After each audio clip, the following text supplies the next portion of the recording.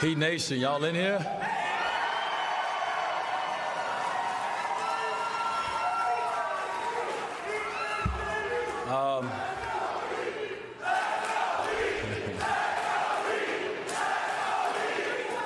I don't got much time.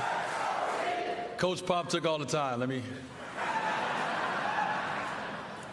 get to it. I want to start by acknowledging all the individuals and the amazing women from 1976 Olympic basketball team on going into the hall. Tony, Powell, Dirk, we were all linked together already, but being on this journey together, getting to know one another as men and not as competitors, it's been hella dope. For Dirk and me, it's been therapy.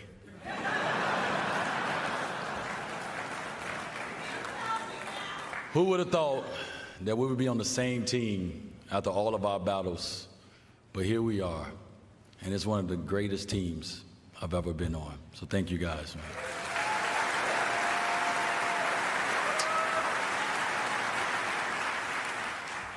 I want to thank Harold L. Richards High School in Oakland, Illinois. I want to thank Marquette University in Milwaukee, Wisconsin. I want to thank the Miami Heat in Wade County. I want to thank the Hoop Hall. Here's my final love letter. The first memory I have of holding a basketball was when I was 5 years old, and it wasn't love at first sight. But one thing I knew for sure was that something inside of me would come alive every time I had that ball in my hands. I've got to credit my dad for my love of the game. He's what you would call an everyday hooper. If there was a court in Chicago, chances are my pops took my brothers and me so we could play against grown-ass men to gain their respect. If there was a basket and a run there, we were pulling up to the lakefront, Foster Park, Blue Island Rec Center, and any local gyms and parks anywhere in Chicago. The best thing about that time was what the game taught me. I had a chance to see the way basketball connected people, just by hanging out with my dad, my uncles, and his friends. My love of competition came from seeing them go at it. It wasn't about anything other than their pride and the love of the game. If you've been around basketball long enough, you know how raw it gets. They had loud arguments about bad calls. You couldn't even think about calling a foul if there wasn't some blood involved. You had to play through it all. The trash talking in those games, it probably wasn't appropriate for kids to be around. But that's the game I grew up on. That's the game that raised me. After all those games, when battles really, watching them sit down, grab a cold beer, laugh and joke about any and everything, about work, family, and definitely who got buckets dropped on their head that day. You know, as a kid, all you need is an opening. What I lived for back then was any intermission in a game. It could be a long timeout, a long argument, water break, somebody getting pissed and throwing the ball over the fence, a break between games. If there was a chance for me to run on the court and grab that ball and imitate my dad, I took it. Thing is, though, at 5, the ball was always too heavy to get to the rim, or too big in my hands. But little did I know that this object was going to be the vessel that changed my life and my family's. By the time I was 9 years old, I didn't have to look far for elite level basketball. My hometown team, the Chicago Bulls, were the greatest force on earth. I look back on those days as some of the best of my life. All my brothers, Demetrius, Donnie, and I did was eat, sleep, talk, think, and dream basketball. It was my obsession. The game gave me equal parts excitement and frustration. See, I was clumsy as hell back then. My hands were too big for my body, and my feet was growing just as fast. Before and after school, before and after my games, I studied the player who had replaced my pops as my favorite, Michael Jordan. He captured my imagination and fueled my aspirations all at the same time. I bet if you give me enough time, I could find that Come Fly With Me VHS that I watched before every game I played. The way he soared through the air felt like forever. He created moves that made me immediately rush to my backyard to recreate them. Game 2 of the 1991 NBA Finals, the Bulls versus the Lakers, my dad's favorite player, Magic Johnson. Cliff Leviston drove baseline, threw it to MJ, who was waiting at the free throw line. He took one dribble. He took off with one hand like he normally does, and then he decided to switch it in midair to the left. I bet you can hear Marv Albert in your head right now. A spectacular move by Michael Jordan. After seeing that, I couldn't tell you how many days and nights were spent practicing that move. I wouldn't stop practicing it until I mastered it. I was hoping to bring some of his style into my own game. By 17, basketball was my soul's love language. It helped give me an identity. It was a safe space that allowed me to be expressive and passionate. I realized that basketball was my blank canvas. I used it to reimagine my life. No matter what was going on in my life, it was my sanctuary. It was my way out. I needed to reimagine life, not just for myself, but for everyone I loved. The game is where I discovered who I could become. It showed me that on the other side of hard work was the success I craved. It taught me the value of resilience in the face of adversity and how to bounce back stronger after a defeat. Through the game, I discovered who shows up for me when I win and when I lose. My confidence was found through the game. It helped me find my worth far beyond the court. You see, I've never been a stranger to adversity. I'm speaking of being labeled academically ineligible as a freshman at Marquette. At 19, finding out I'll be a father before my sophomore season. That season, my 10th game against Wake Forest, I tore a meniscus in my left knee. And at the end of the season, I had surgery to remove my meniscus. There was also 2007, when I had to have 2 surgeries at the same time. One to repair my torn labrum and my dislocated rotator cuff in my left shoulder, and the other on my left knee again. And finally, in 2012, right after our championship parade down Biscayne Boulevard, I had to have my 3rd surgery on my left knee. Each surgery, each rehab, it pushed me past limits I didn't know I had. I could have given up. I wanted to. I never second-guessed myself. I 3rd, 4th, and 5th guessed myself. But I never allowed my injuries to define me. I'm on this stage because my beliefs have always been stronger than anyone's doubt. So to all the hoopers, I hope you take this to heart. No, it's never about your setbacks. It's how you respond. The blows you take are fuel. The limitations people put on you are actually inspiration. No one who comes from the community that I have has ever left a legacy worth remembering by having it easy. As I reflect on my own destiny and the impact that my heroes have had on my life, I'm reminded that our heroes are not always perfect. Instead, they possess a relatability that makes them touchable and real. When anyone speaks about Allen Iverson, That's exactly what they say.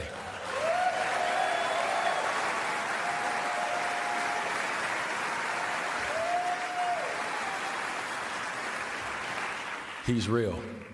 So AI, I need you to know this. I watched you with awe because I saw a reflection of myself in you. The way you played the game was exciting and fearless. It didn't matter who they put in front of you. They wasn't gonna stop you. Shit, I know, I tried. It didn't matter what they said about you because they couldn't measure the size of your heart. Your authenticity and unapologetic attitude, it resonated with me. Your swagger, unique style from rocking do-rags, braids, the baggy shorts, to the untucked jerseys, the earrings, the chains, the throwback jerseys. It all combined to create an image that broke the mold. You challenged conventional norms and became the poster child for individuality and self-expression, inspiring countless individuals to embrace their own uniqueness. You brought hope to those who grew up with limited resources. You showed us that success and greatness were attainable, even in the face of adversity. Your struggles made your accomplishments that much more remarkable. AI, you are a living, breathing reminder that redemption and growth are possible. You inspired a generation, my damn self included, to believe that coming from nothing was not a limitation, but motivation. I wore an arm sleeve throughout my career because AI did.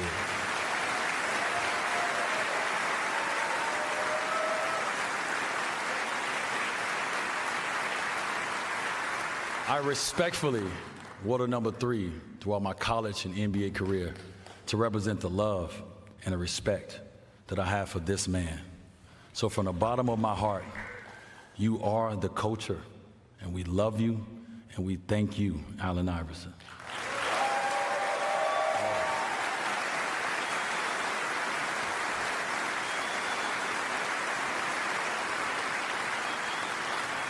To make it here, the Hall of Fame, you never do it by yourself. I've had incredible mentors play pivotal roles. Their wisdom, guidance, and loyalty are as much a part of my story as anything else. They helped me discover parts of myself I never knew existed.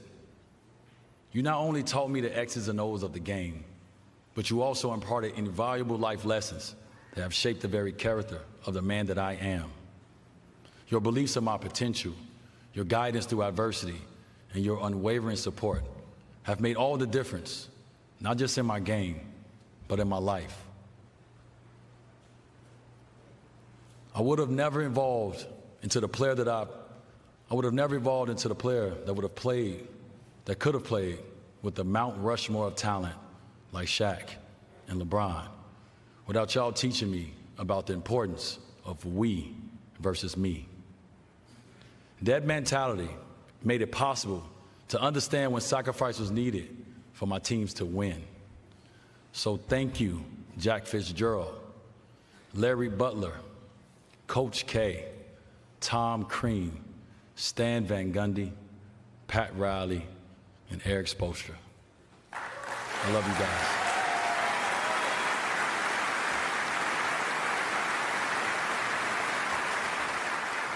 Throughout my career, there have been many milestones, like the triple-double versus Kentucky to advance to the Final Four in 2003.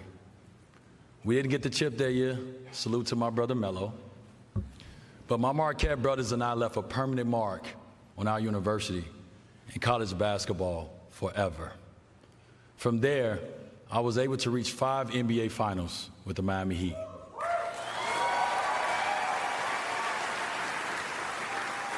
And win 3.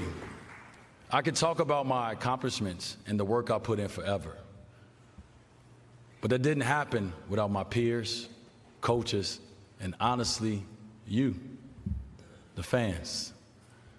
Your cheers. Yeah.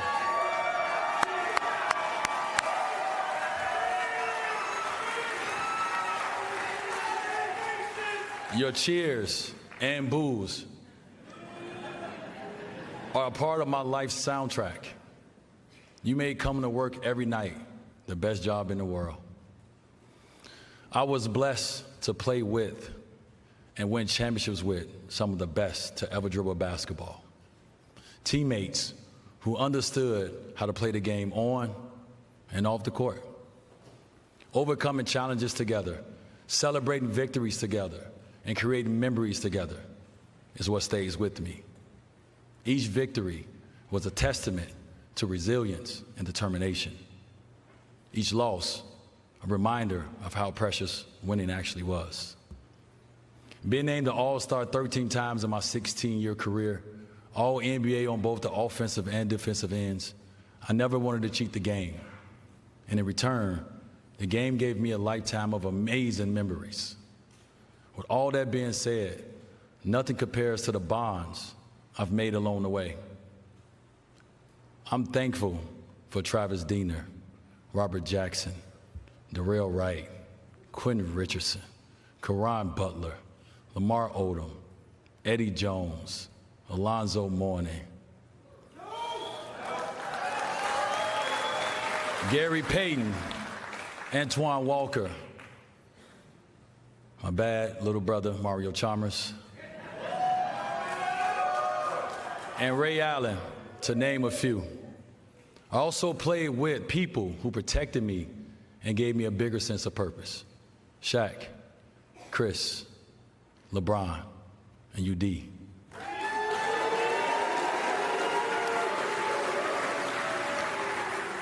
They changed the way I will be viewed in this game forever. With Shaq, I learned how to be Robin to his Batman and then become Batman. Watching Chris simply be himself while giving his all to the game, but not cheating his family out of their time, gave me a friend I could look up to.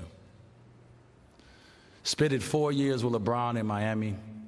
I watched him not take one single day off of being great. And my brother UD and I, we learned how to be selfless leaders together. But the protection that he provided me on and off the court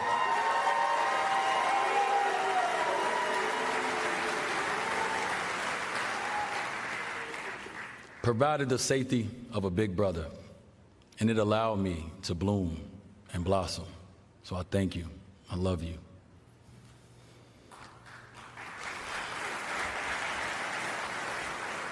Off the court, another blessing in my life is Henry Thomas.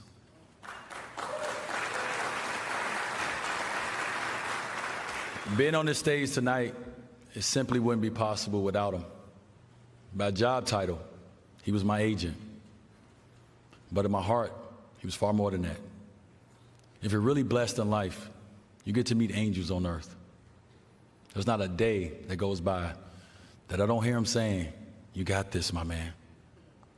I know he's looking down on me right now, chewing his tongue, with a proud dad grin on his face. Hank, we miss you, and we love you, my man.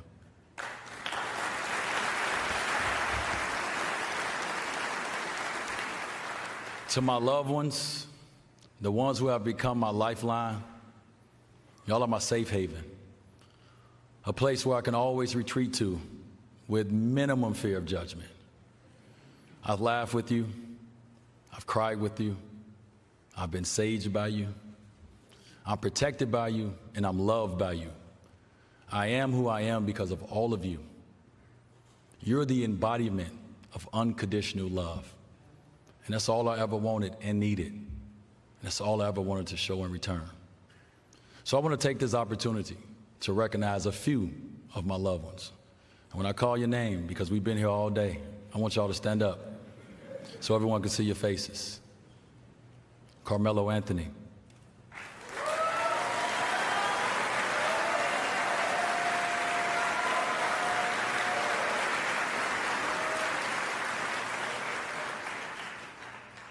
If y'all could wait till I finish the names before y'all clap, it'll be all day. Chris Paul.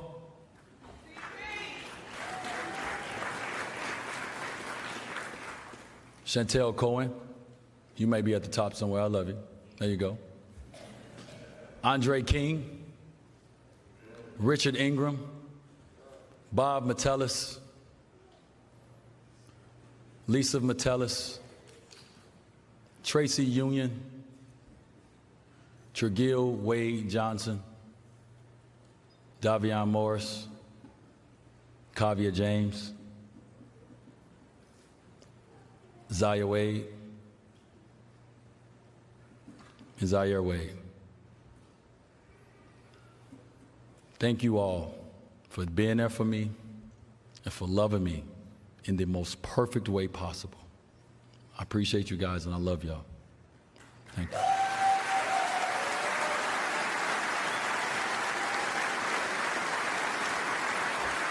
Y'all can sit down now. And my wife, Gab, would you please stand?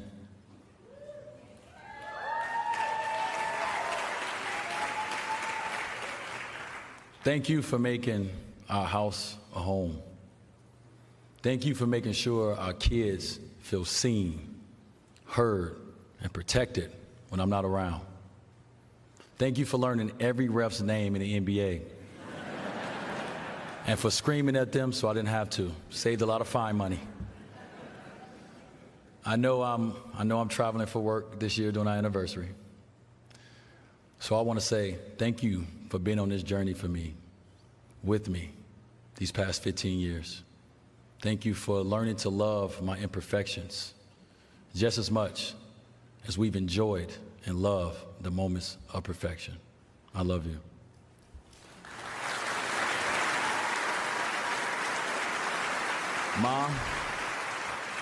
Mom, would you please stand?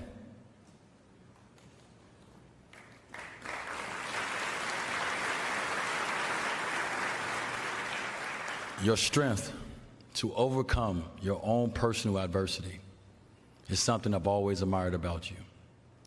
To have a mother who loved me enough to know when it was time to allow my dad to step in and lead the way is one of the most unselfish acts I've ever witnessed. Thank you for seeing me and not making my life about you. It allowed me to blossom in an environment that kept me focused and dreaming.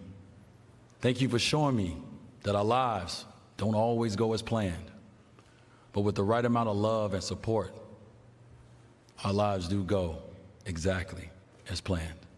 I love you.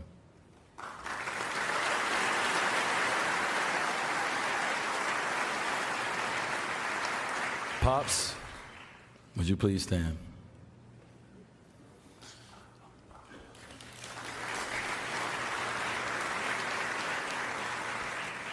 I started this off thanking you, and I want to end it the same way.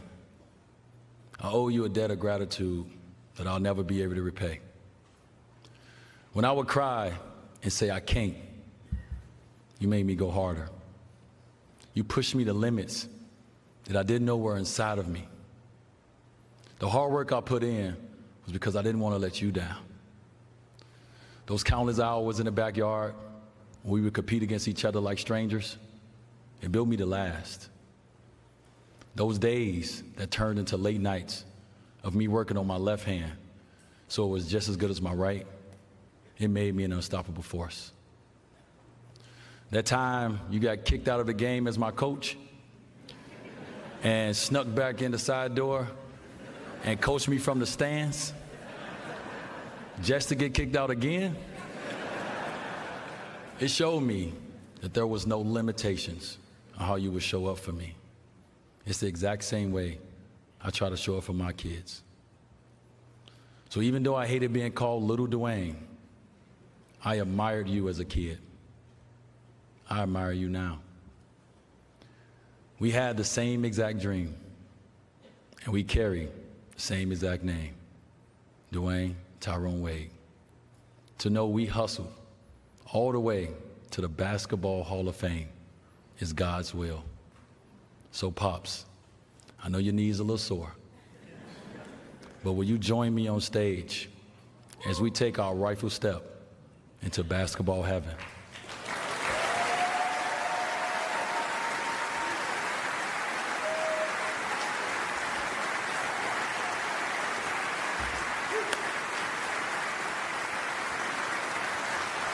This one right here, this one is for my father.